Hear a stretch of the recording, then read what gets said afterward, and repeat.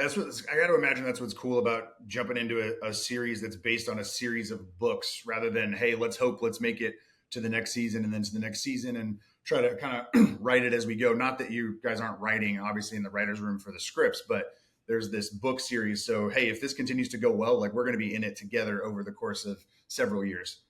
Yeah, you have a foundation. You have a foundation. I have another project in Hollywood, and who knows, it might never happen. But it's based on like an idea, a treatment, essentially a executive summary. It's more like a mood board with so it's visually and all has visuals in there and all that stuff. And who knows if that ever happens? Like I said. But what I like about having the books is that hey, there's something pure that was as good as I could get it at the time, and it's going to morph to tell the story through a visual medium rather than this other project that I have that's just the idea, essentially like what I would start out with for a novel, like a title, a theme, a executive summary, an outline, and then you're turning it over to like other people that then now it morphs. Instead of handing a book over, which is like, hey, it's the best I could do at the time. Here you go.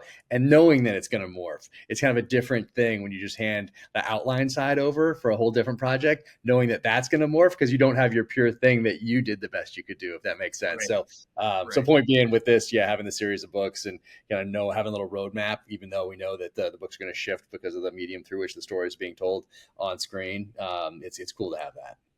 Yeah, might be an odd comparison because the genres are different, but like as they're rebooting Harry Potter at HBO right now as a TV series, that series has had 25 plus years of kind of fandom and then those movies. But you wrote these books very much with the fans in mind. So there's not just, hey, here's the best that I can do as Jack the author and now writer on the show and EP on the show, but also like there's a very strong fan base here that loves these books, loves these stories, loves these characters. And so we have to be authentic to not just what I wrote, but also what they love.